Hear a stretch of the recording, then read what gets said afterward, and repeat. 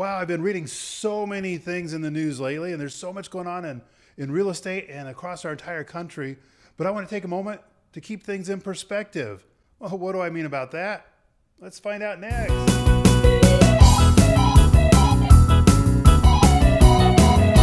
Dave Edwards, Treasure Valley Dave here. And today I want to talk about keeping things in perspective. I got a couple of different things to go over. You know, there's a lot of things changing in our economy and in real estate. And well, I just want to take a moment and talk about those with you. But first, let me remind you that if you're thinking that Idaho might be the place for you to move to, but you're not quite sure, you want to check it out some more, please give us a call. Everybody on the team has made that relocation journey, and we've had those experiences. We've made the mistakes that we're really looking forward to telling you about, so your journey can be a little bit easier and maybe a little bit less stress, a little bit more stress-free. Yeah, you almost got me there. All right, and also if you like this video, please go ahead and like, and if you haven't already, subscribe to our channel, because that way you'll know every time a new video comes out. And we're working real hard to bring out some great videos all the time, and I certainly don't want you to miss a single one of them.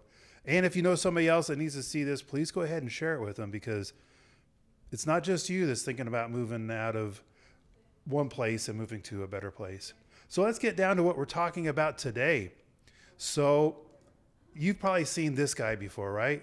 This is a guy that gets millions and millions of views on his channel all the time. And I just want to take a second, bear with me here, and let's listen to what this guy says, and then we're going to keep things in perspective. Ideally, as a home buyer, you're going to want to see both of these metrics go up. Not only how much are sellers reducing prices, but also more sellers that are actually engaging in price reductions. And what's very interesting, folks, is that the former predicts the latter. And I'm going to show you what I mean with an example from Boise, Idaho, the market that I think is in the biggest housing bubble in America and that is closest to a crash. Take a look at what's going on in Boise. This is going to shock you. So first, we're looking at the average value of a price cut in Boise, and you can see we're up to $23,000 for the typical price cut in Boise, double the long-term average and approaching the highs that occurred in May and June 2021. But now let's layer on the blue line to this graph, which is the percentage of listings in Boise that have a price cut. And what do you all notice, folks, is that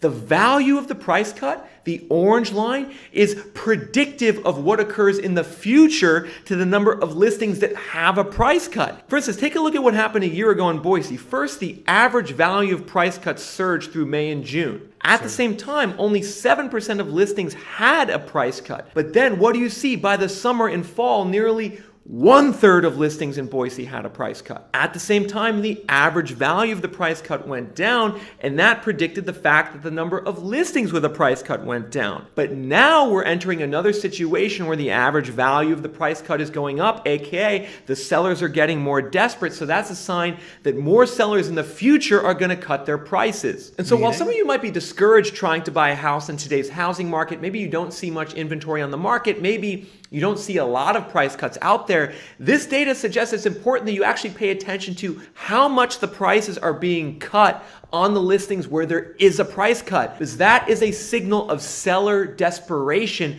That's the signal, the early warning sign that sellers are trying to get out of the market. And as we just saw in Boise, that's predictive of when more sellers are going to come. So what do we have there? Did you catch some of those things? So it's like the crash is coming.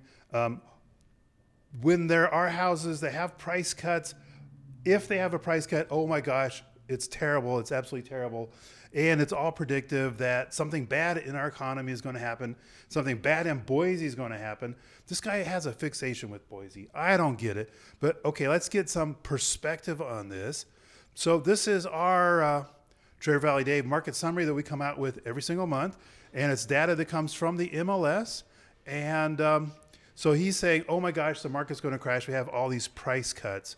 Well, here it shows that prices have gone up from February to March. That doesn't look like a big major price cut to me. It looks like a $25,000 jump. So, and he's talking about inventory. It's like, oh no, there's like too much inventory. Well, actually you can see inventory over here is in the light blue. And you can see we have slightly more inventory, but we're still not we're still not flush with inventory like we were even just 6 months ago. But let's even come down here a little bit further. So this first graph goes all the way back to 2006. So it's a pretty long stretch. So we have something to compare it to. But right here is this last month. What did prices do? Oh my gosh, they went up. Listening to that guy, you're thinking, oh my gosh, everyone is not just cutting their prices, they're slashing their prices. I mean, it sounds like some kind of a late night infomercial, am I right? And so here's our inventory. We have slightly more inventory. Is that a lot of inventory? Is that like maybe 30% more than we had 2 months ago? But I mean, take a look back even a couple years ago. Normal inventory was like 2, 3, 4 times what we had before. So this guy's always talking about the crash. And what are some things that you absolutely have to have for a crash? You have to have excess inventory and low demand. High supply, low demand. You know, it's the things you learn in economics class, am I right? And what do we have here in the Treasure Valley? We have not very much supply and we have a lot of demand. And is it just me pulling that out of thin air? Well, our friends over at Boise Dev, and I suggest you guys sign up for their free newsletter every morning, boisedev.com. They're saying that the Treasure Valley is again one of the fastest growing areas in the U.S. So are you thinking that we still have demand up here? Well, I see it every day. Boise Dev is seeing it, and other people too. So let's keep that in perspective. You get these people, you know, the guy that we just saw, that just goes on and on and on. He must have something against Boise because every one of his videos is, oh my gosh, the crash is going to happen starting in Boise any minute now. And he's been saying that for like at least a year that I've been following him. So something else to keep in perspective. So we're okay with that. We know that our market's pretty decent up here. It's very strong. So we have interest rates. Yes, interest rates are going up. Oh my gosh. And so I just pulled this. Some, keyboard expert said 30-year fixed mortgage rates just hit 6.875. Housing market is going to collapse. And well, actually they didn't hit 6.875. This is from just a couple days ago, April 18th. The 30-year rate is 5.125. Does 5.125 sound like 6.875? No.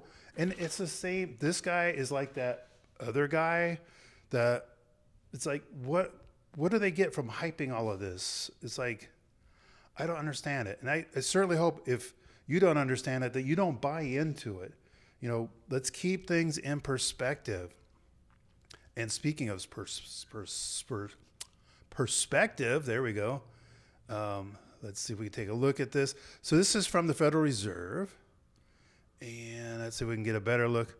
So this is where we are right now. And this looks back to like early 70s. So yeah, they have gone up. They've gone up to just about where they were. I know what's the date there? September 18, 2018. So 4.6. And they were down a little bit. And then they were up a little bit. And then they were down a little bit.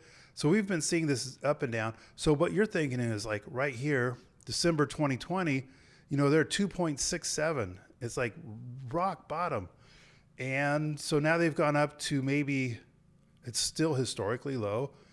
And it certainly, it's like, if you were just on the edge of being able to qualify, this might certainly have thrown you out of the process. And I'm not saying that's a good thing at all.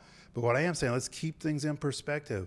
So you look just back here 10 years ago, 12 years ago, 5.12 was really good because we had just come off of 6.25. And before that, we were back here in 2000 up at 8.25. And then it just keeps going higher and higher.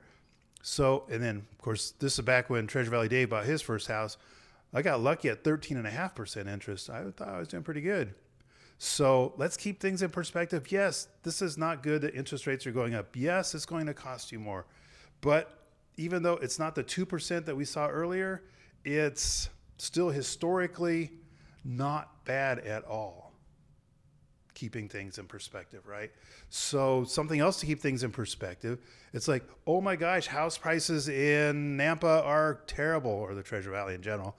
But I want to do a little comparison real quick. So you guys know I came up from Vacaville, California, and now I live in Nampa. And these two towns are very similar in some ways. They're dissimilar in a lot of other ways, but the way that they're similar is about the same size. They have the, very similar access to like shopping, jobs, schools. And they're pretty decently well-run cities. At least Vacaville was when I lived there. But let's take a look at houses. So this is from Realtor.com, and I've selected the exact same criteria for both of these searches: single-family homes, 3 bedrooms, and that they're on the market. So in Vacaville right now, they have 111 homes that match this criteria. So Nampa, we've got 249. So we've got more than double the number of homes available. So what does that mean? That means that if you're, say, in Vacaville or some similar town down in California, that there's still very limited supply. Limited supply and so demand makes your house prices very stiff. We have more supply up here. We have demand up here for sure, but we have more supply. So that means it might be an easy thing for you to come up here, figure out which house you want, put your house in California back on the market, and because there's such limited supply down there, you could sell it very quickly, close on that, close on this one up here. So speaking of the house you're going to close on, let's look at what you get, apples to apples here. So here is the first page of the returns.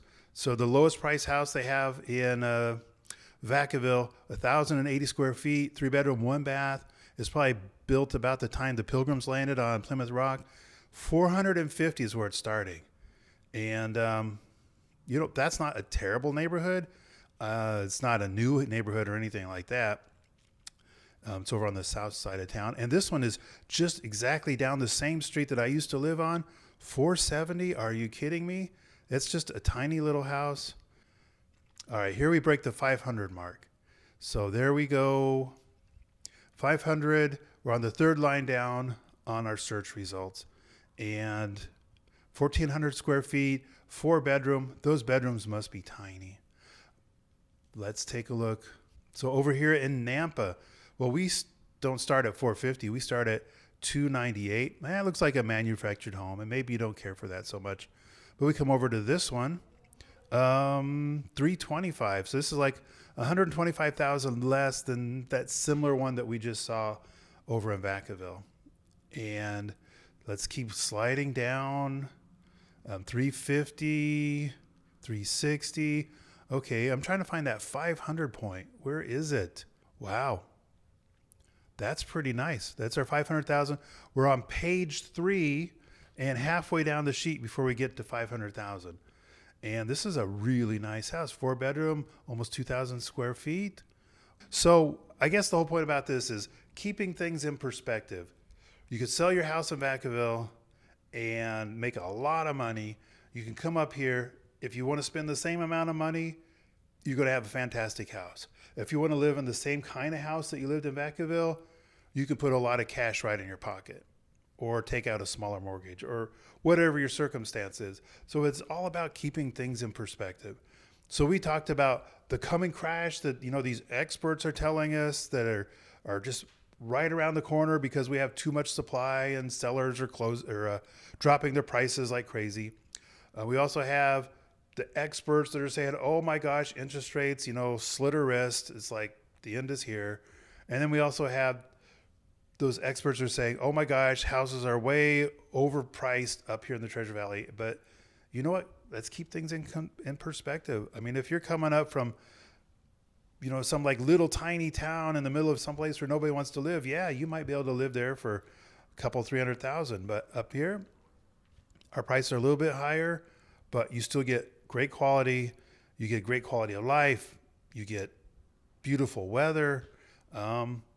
The airport's nice if you want to go back and visit family too. So anyway, thanks for sticking with me through this. It's been my pleasure going over this and keeping things in perspective. Remember, if you want to find out more about the Treasure Valley or Idaho or the whole relocation process, give us a call, text, email, whatever it takes. We're always here to help you, and we've been through it all as well. And please go ahead and like, share, and subscribe this video. And I think that's it for now. Well, as always, this is Treasure Valley Dave, looking forward to helping you get home.